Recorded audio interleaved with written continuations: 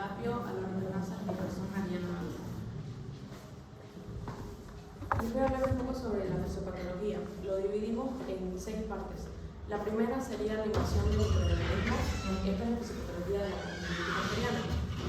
Los microorganismos van a invadir la mucosa conjuntival, luego va a pasar a la colonización y la sensibilización. Va a realizarse una colonización de la mucosa conjuntival, lo cual va a generar la hipersensibilidad y la inflamación de la conjuntiva. Por tercero, vamos a obtener la activación del sistema de complemento. Esto va a ser por una estimulación de la quimiotaxis y una degranulación de los leucocitos. Luego, una respuesta inflamatoria que va a ser por una vasodilatación e incremento de la permeabilidad vascular, y a esto va a afectar la histamina y la contracción muscular. Y luego vamos a tener una respuesta celular que es por la presencia de calcio, una respuesta del ácido araquidónico, y como resultado vamos a tener una quemosis o una sensación de irritación ocular. La definición del diagnóstico es: el paciente de sexo femenino de 10 años va a tener, la paciente tiene infiltración conjuntival, lagrimeo, lagañas, dolor local y fotofobia. El diagnóstico es conjuntivitis bacteriana.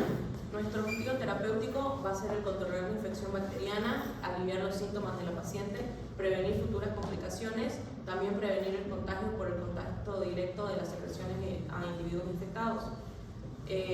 Los inventarios de nuestros fármacos van a ser antibióticos, los dividimos en 3 familias: las fluoroquinolonas, los aminoglucósidos, los macrólidos.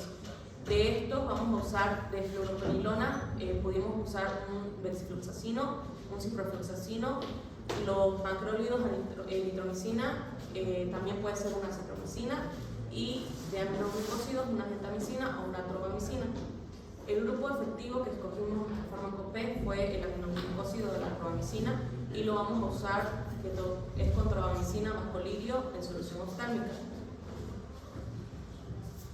Lo que hablan acerca de la fluoroquinolona, tenemos lo que viene siendo los organismos gram negativos y gram positivos, que estos se unen a la topoisomerasa 2 y 4, que ocasiona una inhibición de la actividad de la ligasa, y también inflamar el ADN, que genera una incapacidad de reparar el ADN, ocasionando que las hebras de este ADN se rompan y cese la replicación del ADN, y generando al final lo que es la muerte celular.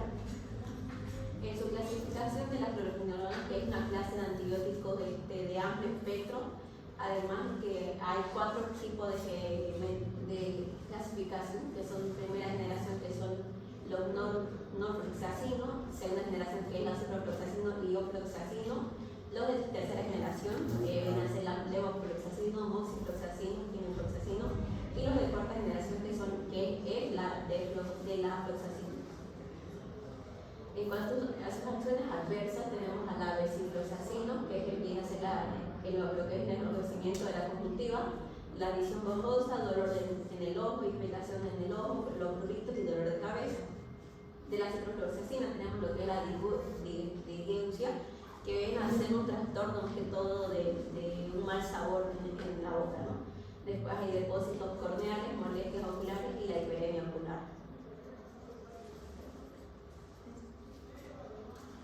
Les voy a hablar sobre el mecanismo de acción de los macrólidos. Vamos a tener que van a hacer una inhibición de la síntesis proteica bacteriana al unirse de forma irreversible a la subunidad ribosomal 50S. Luego se va a acercar al centro de la peptidtransferasa, que esto va a hacer que impida la peptidtransferasa se añada a los aminoglucósidos, los aminoácidos y a un péptido en crecimiento, o sea, van a impedir la transpeptidación. También va a inhibir la formación de la subunidad 50S, va a limitar el crecimiento bacteriano, y los efectos adicionales va a tener, esto se va a hacer un efecto antiinflamatorio por la disminución de las interleucinas y los factores de necrosis tumoral alfa. También la eritromicina va a ser es un antagonista, en este caso del receptor de la metilina de la célula enterocrofaminas duodenales, y esto va a tener propiedades procinéticas. Las reacciones adversas, vamos a hablar de 2 fármacos, de la eritromicina y de la citromicina. Ya sabemos que estos son fármacos macrólidos. Entonces la eritromicina va a presentar shock en el ojo, quemazón ocular, visión borrosa, transitoria. La acitromicina va a presentar malestar ocular, puede presentar prurito, quemazón, picor, también presenta visión borrosa al colocar la sensación de ojo pegajoso o sensación de cuerpo extraño. Mecanismo de acción en cuanto a lo que son los aminoglucósidos, tenemos lo que son, que se une a la unidad ribosomal 30S bacteriana, que genera una interrupción de la síntesis proteica bacteriana mediante la prevención de la formación del complejo de iniciación, genera una lectura errónea del ácido ribonucleico mensajero y genera también una producción de la proteína defectuosa que genera un daño a la célula. Inhibieron también lo que es la translocación, el proceso es letal para la célula bacteriana, porque como es bactericida genera lo que es la muerte bacteriana dependiendo también de la concentración. Este efecto es post-antibiótico que permite la supresión continua del crecimiento bacteriano. Las reacciones adversas, vamos a hablar de la tobramicina, en este caso es nuestro fármaco P, y la gentamicina. La tobramicina puede presentar para el paciente como solución oftálmica, ni bien el paciente se aplique la solución más colirio, puede presentar una visión borrosa, que es por un periodo corto, y luego pasa. También puede presentar lagrimeo, puede presentar prurito, puede presentar ardor o escozor en los ojos. Si es que tuviera una alergia al medicamento, puede presentar una hipersensibilidad, puede presentar en muy pocos casos dolor de cabeza, una inflamación de la piel alrededor del ojo o una disminución del crecimiento del número de pestañas, esto sí cuando se aplica más de 10 días. En cambio, la gentamicina se puede presentar hipersensibilidad, fotofobia, prurito en el ojo, molestia ocular, hiperemia ocular también. Hicimos el perfil farmacológico de las tres familias, vimos la eficacia, la seguridad, la conveniencia y el costo. En lo que son la eficacia, los tres son eficaces tanto cloroquinolona como aminoglucósidos y macrólidos. En el tema de seguridad es más seguros los aminoglucósidos y los macrólidos. En la conveniencia ambos son. En el costo vimos que los aminoglucósidos en este caso son los que más nos sirven. También puede ser los macrólidos porque puede ser alto costo o bajo costo dependiendo. Eso de la seguridad, ¿qué elementos han tomado en cuenta por la seguridad? Me dices que son más seguros los aminoglucósidos y los macrólidos que las fluoroquinolonas. ¿Qué elementos lo han tomado en cuenta? Hicimos una investigación exhaustiva en todo lo que son investigaciones, tanto metaanálisis como Investigaciones científicas.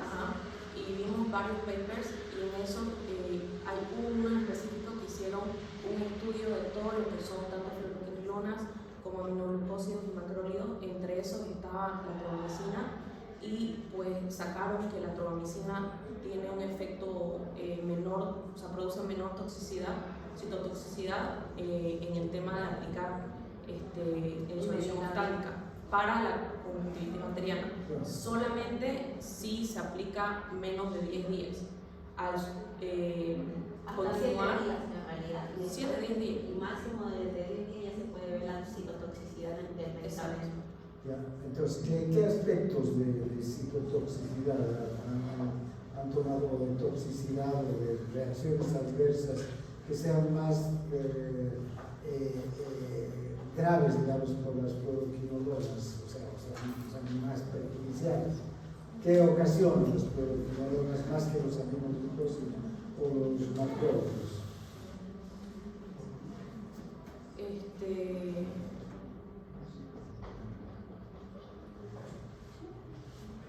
Acá, todos hemos visto que pueden ocasionar enrojecimiento, pueden ocasionar irritación, lagrimeo, visión borrosa. Creo que todos hemos ido viendo los mismos efectos, ¿no?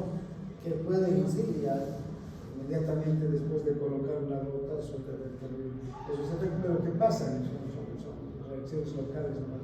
Pero hay algo en especial que les ha hecho, digamos, considerar a las fluoroquinolonas como menos electivas, no efectivas, porque efectividad tienen, digamos, una comparación, menos electivas. O sea, en temas de seguridad, sí, si bien todos tienen, digamos, casi parecidos los efectos adversos. Más que todo fue basándonos en ese metaanálisis. Era un estudio grande y de acuerdo a la efectividad que le hizo a los pacientes, pues salió los aminoglucósidos, la atromicina, digamos, ¿no? Nosotros pusimos como fluoroquinolonas tanto el venlafaxine, también salía en ese estudio, pero al momento de buscar el tema de costos acá en Bolivia, pues no encontramos, estaba moxifloxacino. Entonces no. Moxifloxacino es para ellos. Sí. Pero no tenía como mucha efectividad al momento de los pacientes, digamos, en un periodo de una semana, de tener mejoría. Básicamente fue eso. Bueno, seguiremos. Ya hablamos sobre el medicamento P, pero ahorita vamos a hablar sobre la atromicina. La atromicina ejerce lo que viene a ser una acción bactericida por el mecanismo de inhibición de la síntesis de proteínas en bacterias sensibles. Esta droga atraviesa lo que es la membrana bacteriana por un proceso de transporte activo, el cual es inhibido en condiciones anaeróbicas, acídicas e hiperosmolares. Luego, en el interior de las células, la atromicina se une a la proteína receptora específica, que esta es la subunidad 30S de los ribosomas bacterianos, y esta interfiere en lo que viene a ser el complejo de iniciación entre el RNA mensajero y la subunidad 30S. Inhiben la síntesis de proteínas y la lectura errónea del RNA produce proteínas no funcionales, y estos poliribosomas se separan y no son capaces de sintetizar las proteínas. Ese es otro mecanismo, son dos mecanismos. Uno que inhibe la lectura correcta del código, digamos, del codón desde la ARN. Y otro mecanismo es que convierte a los ribosomas en monosomas, ¿no?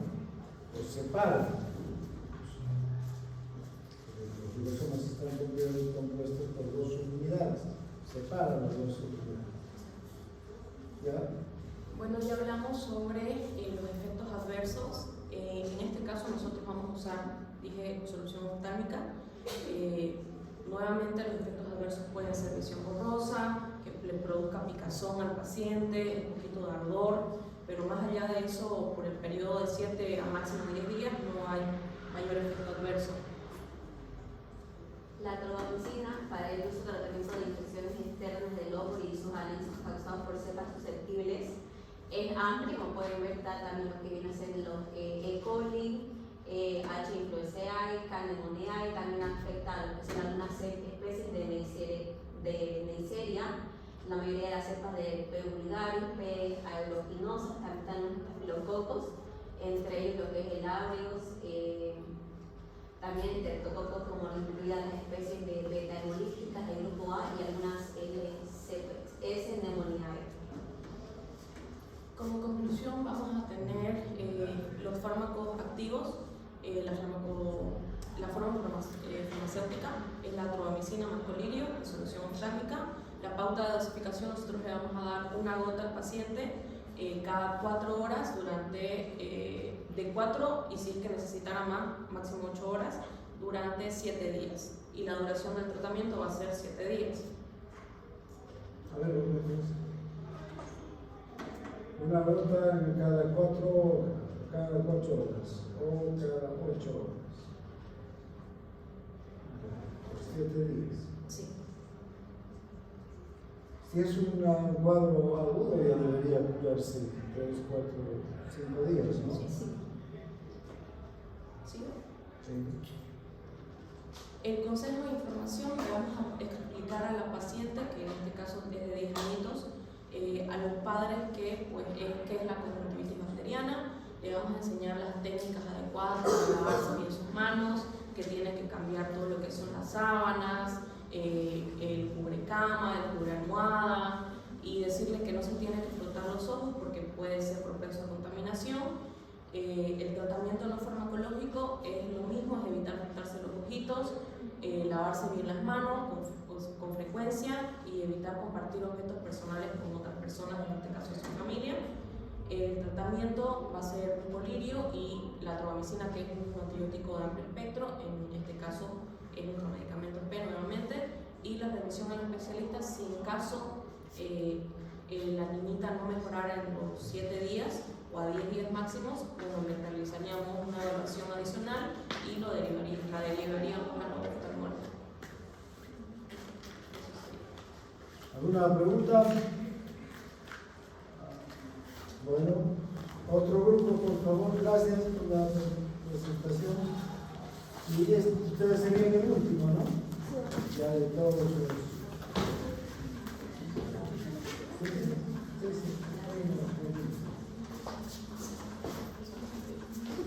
Bien, ¿cuál es su caso?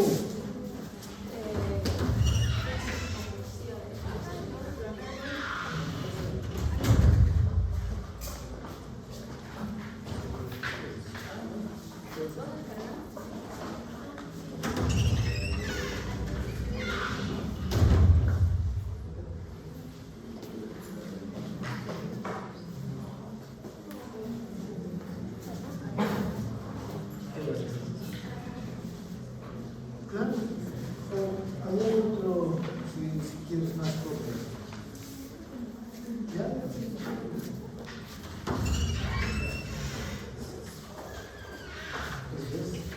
¿Firmo así?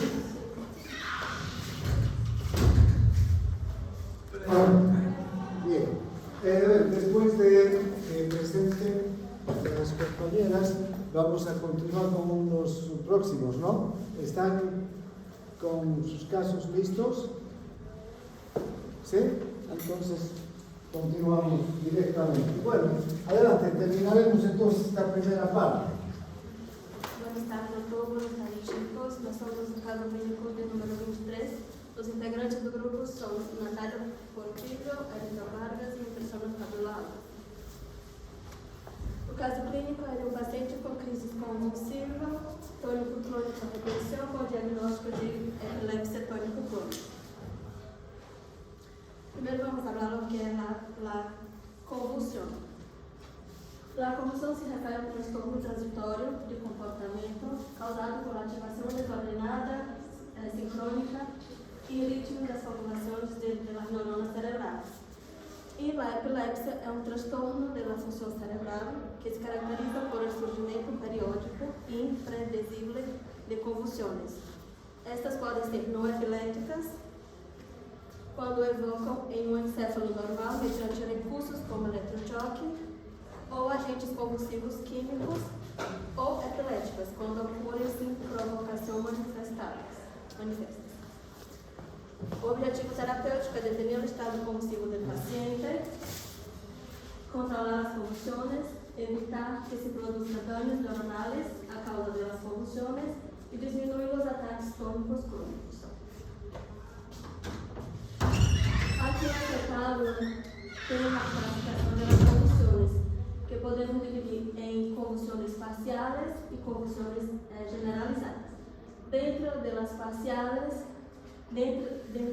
parciais simples, que suas características são diversas manifestações que dependem da região da corteza que é afetada, que é atingida pelas crises convulsivas, e estas podem durar aproximadamente de 20 a 60 segundos.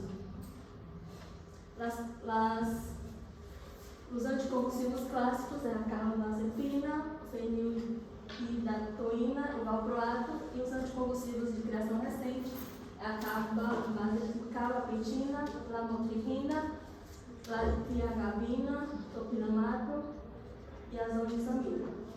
E das parciais completas são caracterizadas por perda de conhecimento que dura de 30 segundos a 2 minutos, em muitos casos aunada a movimentos propositivos como chatear os lábios ou alinhar a mão. Os anticonvulsivos clássicos é a carbamazepina, a fenitoína e o valproato. E da criação recente a gabapentina, lamotrigina, levetiracetam, tiacabina, topiramato. E dentro das parciais com convulsões tônico-crônicas generalizadas de maneira consecutiva, a convulsão simples ou parcial completa evoluciona hasta convulsão tônico-clônica, com perda de conhecimento, contrações contenidas, que são as tônicas, de um músculo do corpo, e a que seguem são períodos de contração muscular, que são as convulsões crônicas, de maneira que podem durar de 1 a 2 minutos. E aqui são os erros anticonvulsivos clássicos, a carbamazepina, o fenobarbital, a piramidona e o valproato. E os de criação recente, a gabapentina, a lamotrigina, a tiagabina, topinamato e as lorazepam. E aqui são as convulsões generalizadas, que são as crises de ausência, que são de início repentino, de perda de conhecimento, combinada fija e interrupção das atividades que estavam efetuando, que dura de maneira mais ou menos 30 segundos. E os anticonvulsivos clássicos são a etoxicamida e o valproato. E o recente é a lamotrigina. E as convulsões mioclônicas, são contrações musculares breves, mais ou menos de 1 segundo de duração, de tipo choque elétrico, sem a circunscrita a parte de suas extremidades ou generalizada. E as convulsões tônico-clônicas são o mesmo que no caso das convulsões simples, das convulsões parciais com convulsões tônico-clônicas generalizadas, de maneira consecutiva, salvo que não vão procedidas por uma convulsão parcial. Bueno, entonces yo voy a hablarles sobre los inventarios de fármacos que escogimos. Principalmente tenemos los de la inactivación de los canales de sodio, la transmisión sináptica o incrementada del GABA y también la reducción de la corriente por los canales de calcio del tipo T.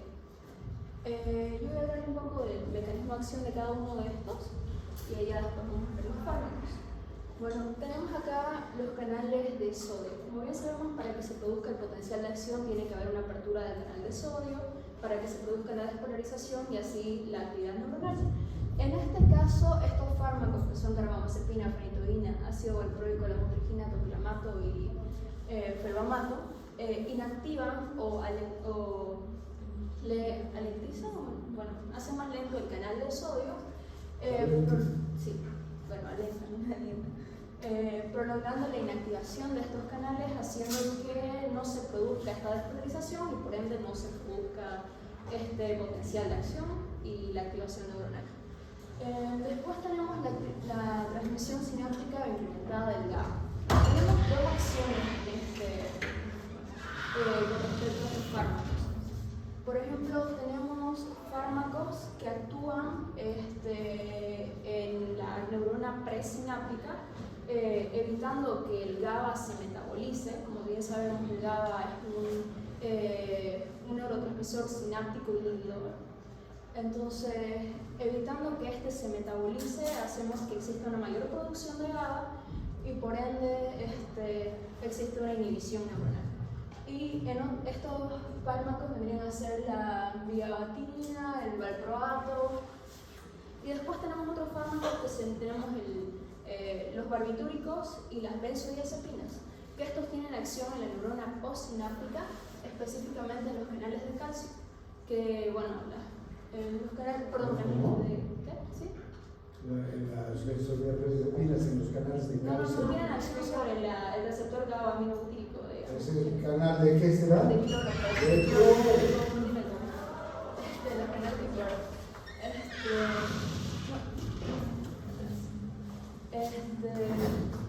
Bueno, estos fármacos, las benzodiazepinas, al tener su acción sobre el alfa-aminobutírico, lo que producen es la apertura de los canales de cloro. Y los barbitúricos tienen una acción directa sobre el canal de cloro, aumentando su apertura, produciendo mayor hiperpolarización neuronal y así produciendo la entrada de GABA. Siguiente. Y ahora sí tenemos los canales de calcio del tipo T, que estos más que todo serán para un tipo específico de convulsiones, ya que en sí las convulsiones se producen en la corteza cerebral pero las convulsiones generalizadas para pacientes con crisis de ausencia se producen también en el tálamo. Entonces aquí tenemos estos canales de calcio de tipo T, que lo que producen es evitar las espigas, porque cuando hacemos un electroencefalograma existen espigas que se ven muy marcadas cuando se producen crisis de ausencia.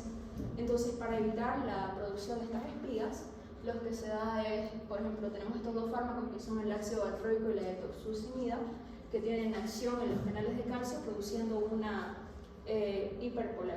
reducción de la despolarización. Igual que nosotros, haciendo la misma acción. Aquí tenemos los anticonvulsivantes más conocidos y los mecanismos de acción que tienen ya en un cuadro. Ahora vamos a pasar a explicarle los fármacos. A ver, antes de que se detecten los fármacos y que podamos entender cómo van a actuar estos fármacos en la epilepsia, ¿cómo será la fisiopatología de la epilepsia? ¿No nos han dicho? Nos han hablado de la clasificación, pero no la fisiopatología, porque a partir de entender la fisiopatología vamos a poder comprender mejor cómo actúan estos fármacos. Van a actuar o sobre canales de calcio o sobre canales de sodio, ¿verdad? Bueno, en sí, ¿Han visto la fisiopatología? sí, no tenemos una imagen clara, pero en ¿Quieres sí, encenderlos a la luz? no, está bien, pero en sí las convulsiones vendrían a ser, como dice ahí, es una activación desordenada neuronal, que puede ser por distintas causas, puede ser idiopática, por un golpe, por ejemplo. Entonces esta activación desordenada se produce una descarga paroxística que no se descontrolada, que no sabemos por qué. Entonces, si bien sabemos todo lo que es el proceso del potencial de acción al existir tiene que cumplir el sodio un proceso de despolarización, de repolarización. Entonces, cuando se producen estas descargas desordenadas, las neuronas prácticamente se despolarizan y se repolarizan una y otra vez, así teniendo esta acción en toda la corteza cerebral, digamos. Y es por eso que estos mecanismos de acción actúan directamente sobre las neuronas que se encuentran en la corteza, bloqueando canales de sodio, bloqueando canales de calcio y también bloqueando canales y abriendo canales de cloro, que también tenemos, como les dije, hay la acción sináptica y los fármacos. ¿Y qué ocurre con la epilepsia? Seguimos sin saber. ¿Qué ha pasado? Hay una despolarización ya paroxística descontrolada. ¿A qué se debe? Es que pueden haber distintas causas, doctor. Ya, O sea, por ejemplo, hay pacientes que tienen traumatismo y se producen estas descargas descontroladas. Algo así es que en cierta edad, por ejemplo, se ha visto que a la adolescencia en adelante desencadenan por cambios hormonales y todo, pues se desencadenan estos cuadros epilépticos. Porque han nacido, o sea, diciendo que ya lo han tenido. También podría presentarse por cuadros, por ejemplo, de fiebre, pero eso es algo que no es que sea un tratamiento de largo plazo. No vas a tratar, es algo que solo se presenta en alguna ocasión. Por tumores también. Tumores, infecciones, parásitos. Ahora, ¿qué ocurre con el flujo eléctrico neuronal? ¿Qué va a pasar? Hay una despolarización. ¿Qué neuronas estarán encargadas de la despolarización en el cerebro? ¿Recuerdan? De la despolarización. Son las neuronas de la corteza, digamos. Esas pequeñas neuronas que están en la corteza ¿Y qué neurotransmisor está encargado de la despolarización? El glutamato. Sí, claro, sí. Es el primer. Estas neuronas glutamatérgicas son las que se descontrolan, ¿verdad? en su mecanismo de despolarización. Pues empiezan a provocar despolarizaciones descontroladas, paroxísticas. Y además, las neuronas encargadas de la inhibición, ¿quiénes son? Las GABAérgicas, las que producen ácido gamma aminobutírico, que produce inhibición. Para ver los mecanismos de acción de estos dos neurotransmisores, ¿qué hace el glutamato? Abre canales de sodio y abre canales de calcio también. Y el GABA abre canales de cloro. Y entre los dos tipos de neuronas, para mantener el equilibrio neuronal de los procesos neuronales, todo el tiempo están despolarizando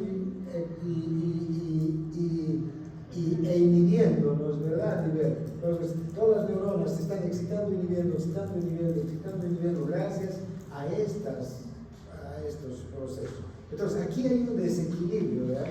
Y hay una acción sostenida de las neuronas GABA o glutamatérgicas que producen glutamato y que van a abrir canales de sodio, de calcio y van a prolongar la despolarización. En cambio, no va a haber acción de las neuronas que están produciendo GABA la acción inhibidora de la GABA está inhibida en este caso. ¿Sí? Entonces, un poco la fisiopatología va por ahí, ¿no? Y este mecanismo empieza a propagarse además desde el foco epiléptico hacia las zonas vecinas.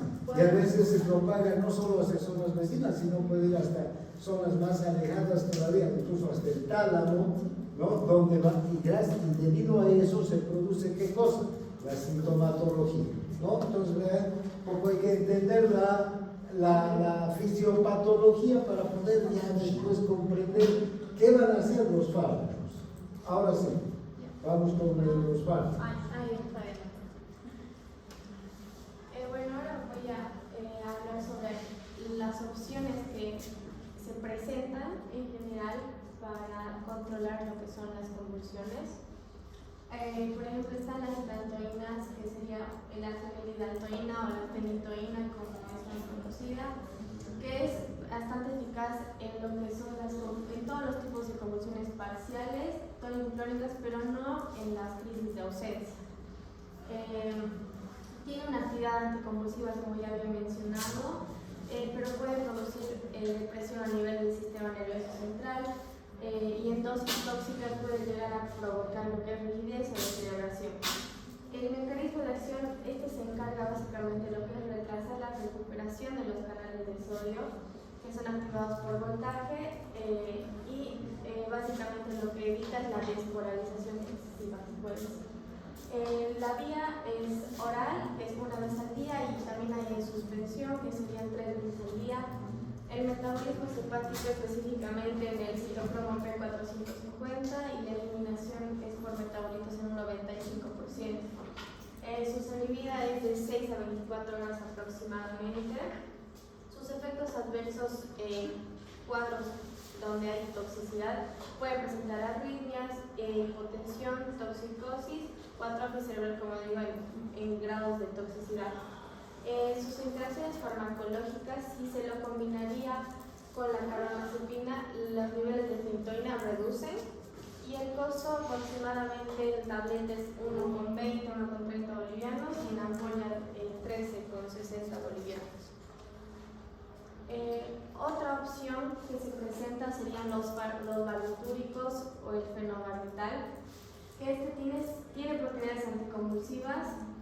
Se va a inhibir lo que es en el estado convulsivo, en convulsiones tónico-clónicas generalizadas y parciales. Tiene una buena absorción vía oral, pero lenta. Las concentraciones plasmáticas se obtienen después de ciertas horas de haber ingerido el medicamento. El mecanismo de acción va a inhibir las convulsiones, va a inhibir la potencia va a ser inhibida de manera sináptica por la acción del receptor GABA, como ya había explicado mi compañera, y va a provocar una activación sostenida, ¿no? La vía hay presentación oral, intramuscular, endovenosa.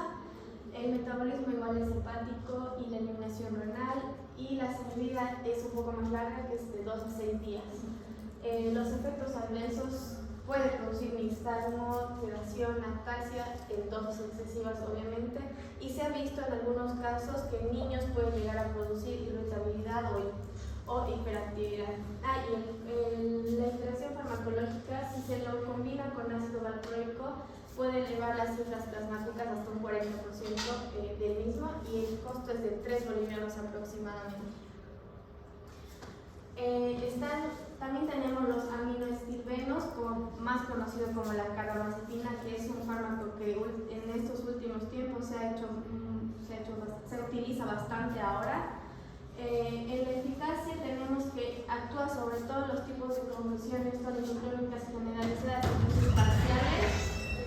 El efecto farmacológico tiene una actividad anticonvulsiva y no produce depresión del sistema nervioso central, lo cual se considera algo bueno.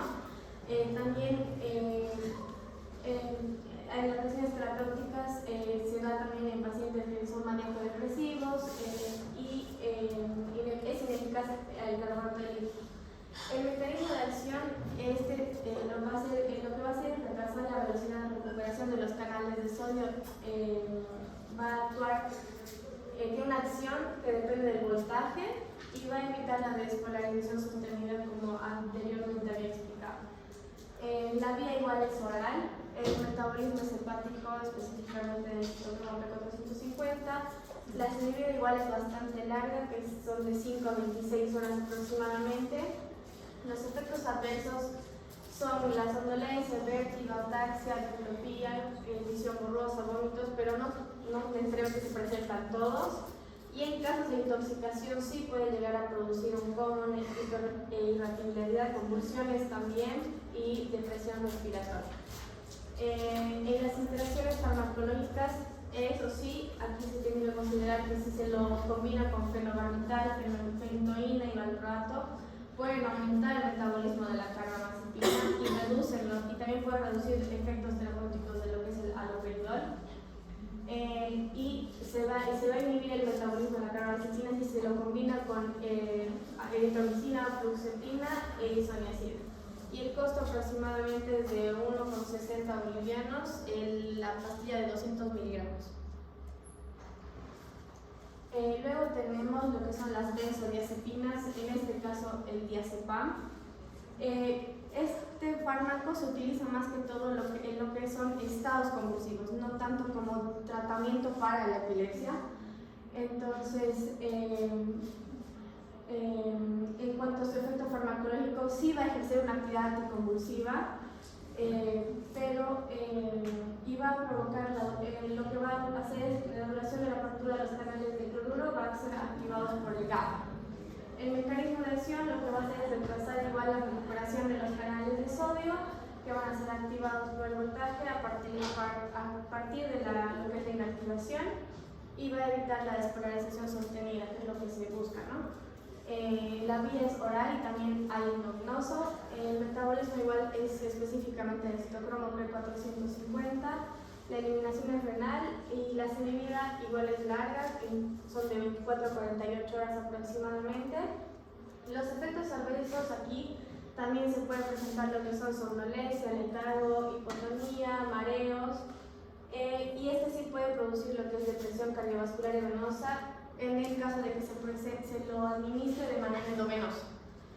Y las interacciones farmacológicas, este fármaco si se combina hay diferentes tipos de fármacos, por ejemplo, los que tienen acción central, como por ejemplo neurolépticos, tranquilizantes, antidepresivos, hipnóticos, otros anticonvulsivantes, porque este también tiene igual antidepresivos, porque este también es más utilizado como ansiolítico y sedante, no tanto como le había explicado, como tratamiento de epilepsia, solo en estado convulsivo.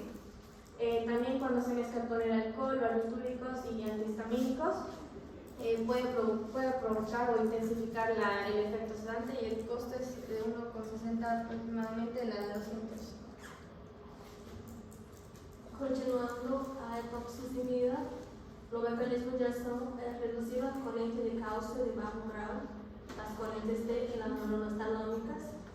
Sua eficácia é eficaz para crises de ausência, pero não contra as tónico-clônicas. Sus efeitos farmacológicos não inibe a extensão tônica de los cuartos traseiros característicos de las convulsiones por electroshock ou de las convulsiones de inhibição ou ativação inducida. Sus efeitos adversos, os mais frequentes são os gases intestinais, como náuseas, vômitos e anorexias, e efeitos do sistema nervoso central, como sonolência, letargo, euforia, mareos, cefaleia e por via oral, seu metabolismo hepático.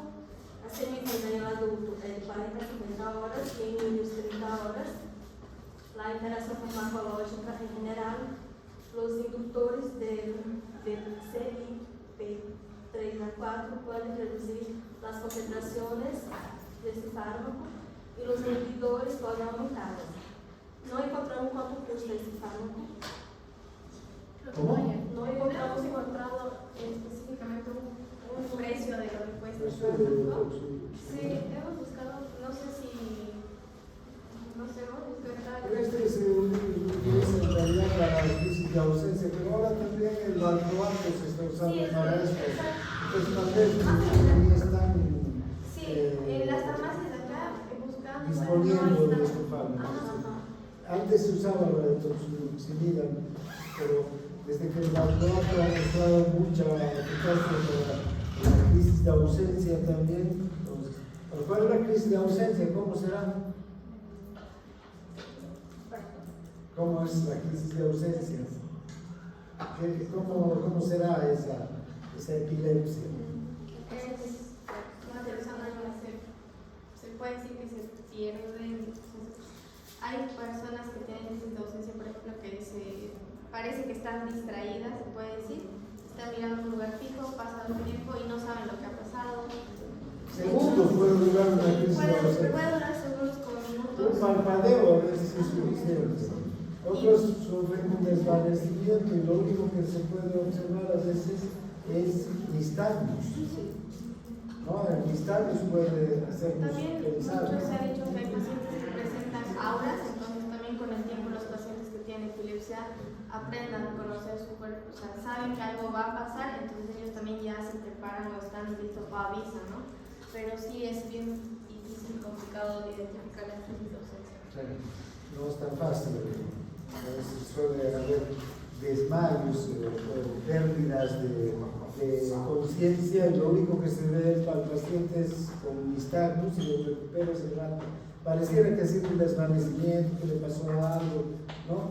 Pero hay que, esos pacientes que presentan ese tipo de digamos, de sintomatología, es bueno hacerles un electroencefalograma para que se pueda ver si estamos o no con Acción talámica.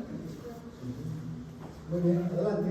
La gabapentina, su mecanismo de acción, se los conoce el mecanismo de acción exacto, pero fue diseñado como antagonista de GABA, puede favorecer la liberación no reticular de GABA por medio de mecanismo donde se une a una proteína en las membranas corticales. Es eficaz en las convulsiones parciales con generalización secundaria o siguiente. El efecto farmacológico inhibe la extensión tónica de los cuatro traseros en el modelo de convulsiones por electroshock. Este no actúa sobre el receptor GABA, pero sí parece ser que estimula la mayor secreción. Sí, como dice ahí, todavía no se sabe exactamente el mecanismo, pero sí se cree que por las cuestiones que actúan en la que está ausente finalmente durante las crisis. Los efectos adversos de un intolerable, pero puede provocar sonolência, mareo, ataxia y fatiga. La via oral, metabolismo hepático, la semivida de 4 a 6 horas, a interação farmacológica, como por exemplo interações farmacológicas com outros fármacos, e custa 6 bolivianos, 250 miligramas.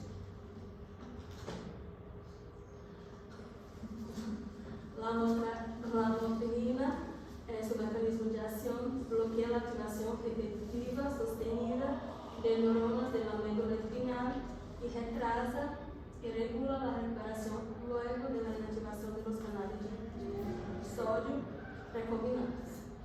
Es eficaz para la terapia y tratamiento adicional de crisis convulsivas parciales y tónico-crónicas y a síndrome de Lennox. El efecto farmacológico suprime la extensión tónica de los cuadros traseros y el modelo de electroshock máximo y las crisis convulsivas parciales y con generalización consecutiva.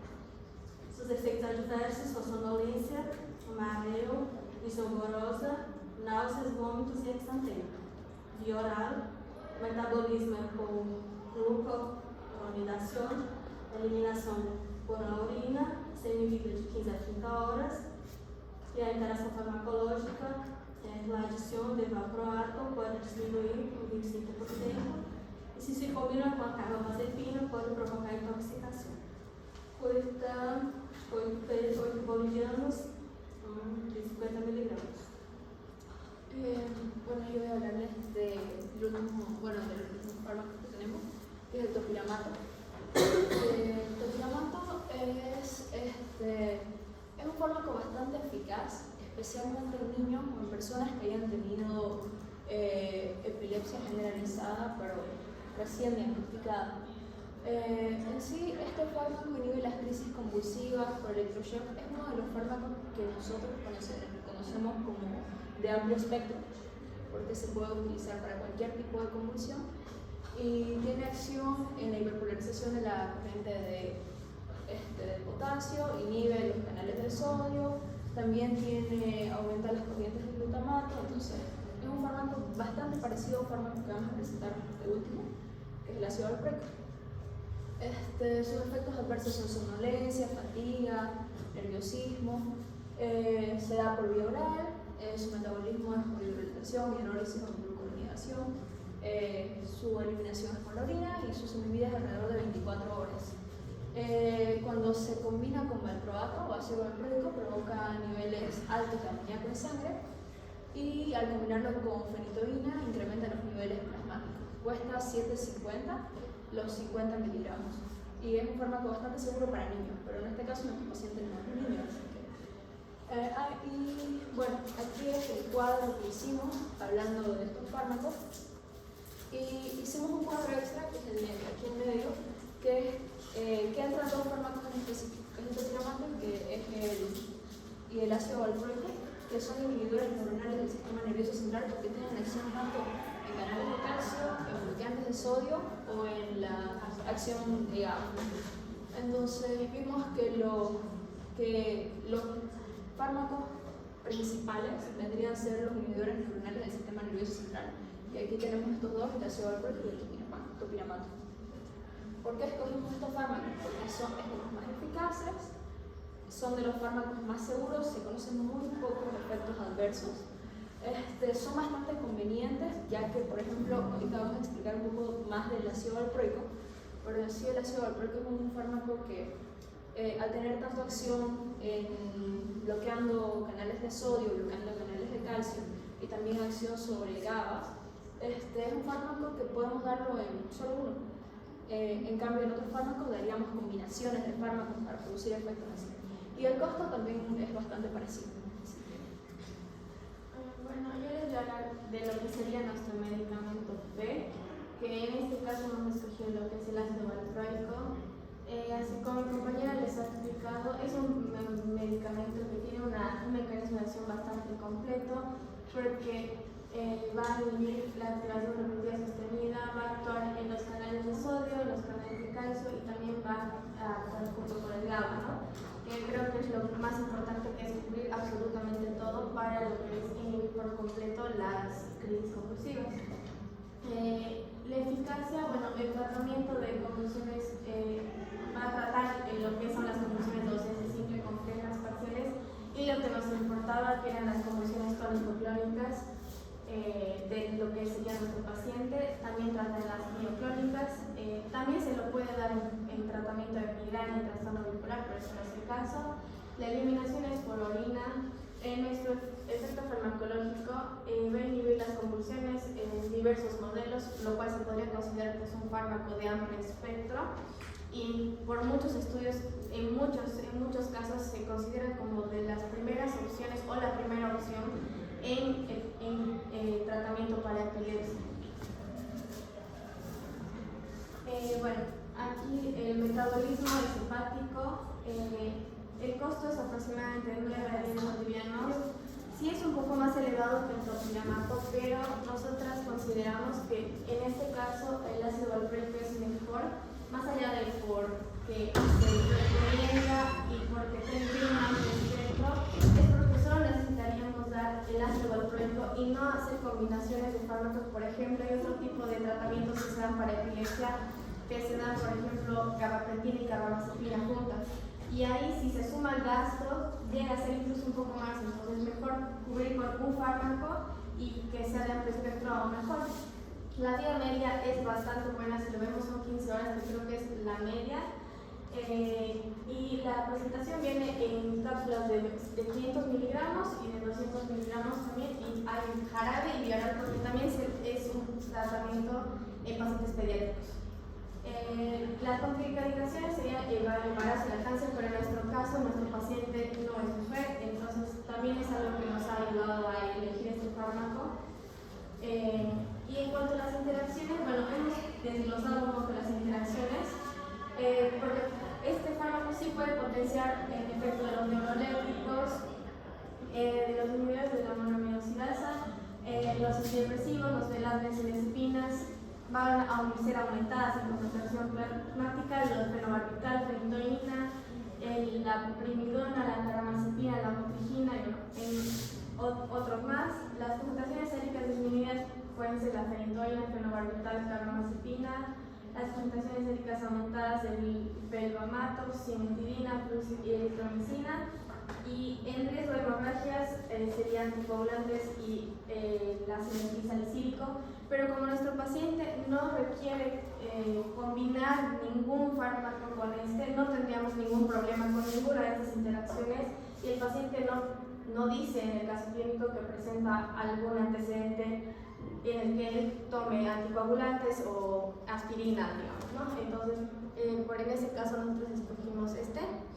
Y bueno, en conclusión, nuestro medicamento cumple lo que son nuestros objetivos terapéuticos de manera efectiva y accesible para el paciente.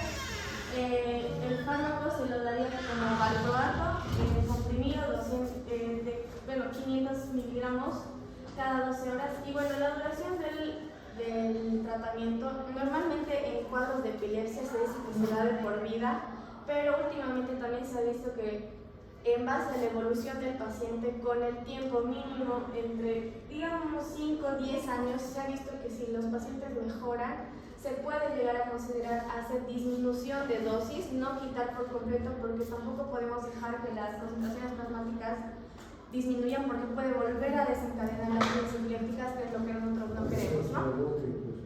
Entonces, pues, eso sería todo. Gracias. Muy bien. ¿Alguna pregunta?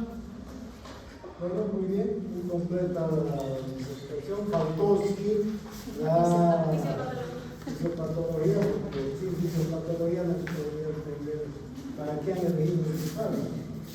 Bien, muy bien. Bueno, con estos tres grupos hemos concluido entonces las exposiciones. Bien, entonces vamos a reanudar, vamos a continuar las exposiciones. Había una lista Lo que yo quisiera es que, en este primer turno, digamos, no hemos puesto algunas condiciones, reglas. Para este segundo turno hay que poner ciertas reglas. Una, la primera, y tal vez la más importante, es el tiempo, ¿ya? Porque nos va a pisar el tiempo. ¿Ya? Por ejemplo, ahora los compañeros, como nunca me piden responder la regla, no les hay que quitar el tiempo, pero creo que sería bueno que regulemos el tiempo para que puedan todos llegar a hacer la exposición, porque ya nos queda medio mes, la distancia hasta fin de mes, ¿no? O hasta fin de semestre. Entonces habría que ver esto del tiempo. A mí me parece que debería ser máximo de 15 minutos el tiempo de presentación, entre 10 y 15 minutos. Yo les pediría entonces que se concentren más que nada en la fisiopatología, el objetivo terapéutico, que no hay que desarrollar mucho, indicar cuál es el objetivo en función de la fisiopatología, y luego ya ir a los fármacos, a los grupos de fármacos que han elegido y pasar a los fármacos que han elegido del grupo determinado y ya hablarnos del fármaco P. ¿Les parece? Entonces, para poder un poco tener posibilidad de que todos hagan su exposición, porque si nos vamos con media hora de exposición, no llegamos a fin de semestre con todos los grupos, eso seguro. ¿Ya? Entonces, con esa regla primera, ¿sí? Y de que puedan enviar sus trabajos con anticipación para que los tengamos, o traigan flash para poner y arrancar con el trabajo, ¿verdad? Para no perder el tiempo también. ¿Listo? ¿Les parece? ¿Sí? Bien, entonces empezamos. ¿Quién es el primer grupo que tendría que exponer? Pasen, por favor. Adelante.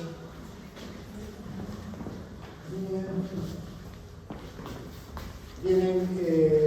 ¿Ya me han enviado? Veamos cuál es.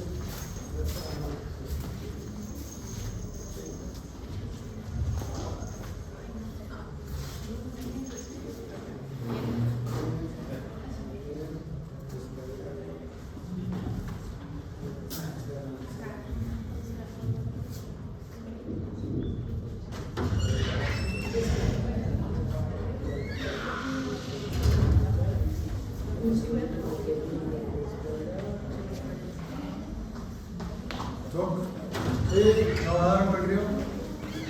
¿Ahorita? Sí. Ya, entonces